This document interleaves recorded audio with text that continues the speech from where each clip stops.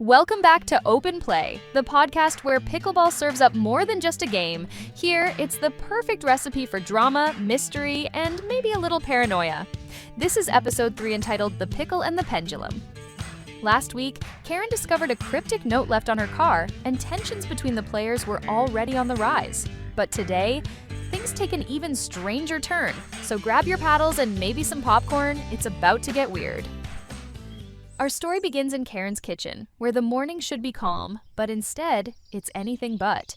She's sipping coffee, rereading that ominous note, and glancing warily at her husband. Karen's husband, blissfully unaware, is engrossed in a DIY pickleball paddle tutorial on YouTube. Karen, meanwhile, is trying to decide whether to bring the note to the courts or burn it in the backyard.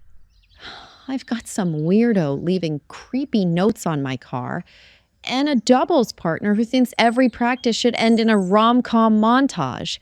But yeah, sure, let me just pretend everything's fine while my husband builds a paddle he'll never use. Back at the pickleball courts, the gang is gathering for another day of open play. Jenna arrives first, her paddle slung over her shoulder like a battle axe. Carl follows, munching on a bag of pretzels.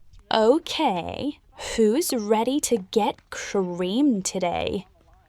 Certainly not me, Jenna, because I am the cream. Ew, Tom, just ew. Dave, ever the awkward optimist, tries his best to break the tension. Hey, Jenna, did you get my message last night? Oh, you mean the one with 14 emojis? Yeah, Dave, got it. Thanks. Karen, still uneasy from the note, notices a figure lurking in the bushes near the courts. She squints, trying to get a better look, but Carl distracts her by loudly choking on a pretzel. Carl, are you okay? Oh, yeah. Just another near-death experience. No biggie. Before anyone can process the lurking figure or Carl's latest snack-related crisis, the games begin. As the matches heat up, the metaphorical camera shifts to the lurking figure in the bushes. They're scribbling furiously in a notebook filled with strange diagrams of pickleball courts and a list of player names. Next to them, a half-eaten Twinkie. Karen thinks she's so clever. Tom thinks he's untouchable. But soon they'll see. But just then, a bee lands on their nose, triggering a slapstick-worthy flailing session. The commotion is enough to catch Carl's attention, just as he wakes up from a standing nap. Hey, is that the guy from the parking lot last week? Everyone stops playing and turns to look, but the figure bolts, leaving only crushed Twinkie crumbs behind. Who was that? And why were they carrying a Twinkie like it's a weapon? Honestly, Tom, you're the last person who should judge anyone's snack choices.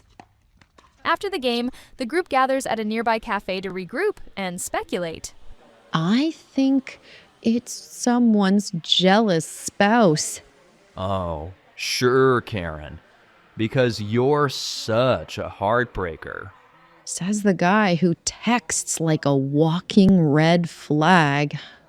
Oh, what if it's like a pickleball vigilante, out to punish bad players or something? Everyone glances at Carl, who is predictably snoring into his smoothie.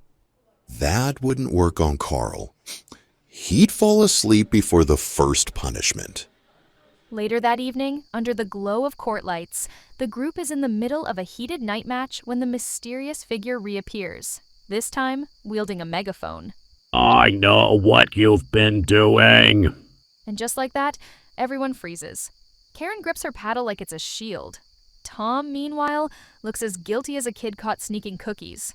Okay, plot twist. Who's about to confess to something? Okay, it's me. I'm the one. I sometimes steal the extra pickles from the snack table. I'm sorry. Before the figure can say more, Carl, still half asleep, accidentally swings his paddle, knocking the megaphone to the ground. Huh? Did I win? The figure panics and runs off, leaving behind a crumpled note that Jenna picks up. Pickleball is ruining lives? Wow, not exactly Shakespeare.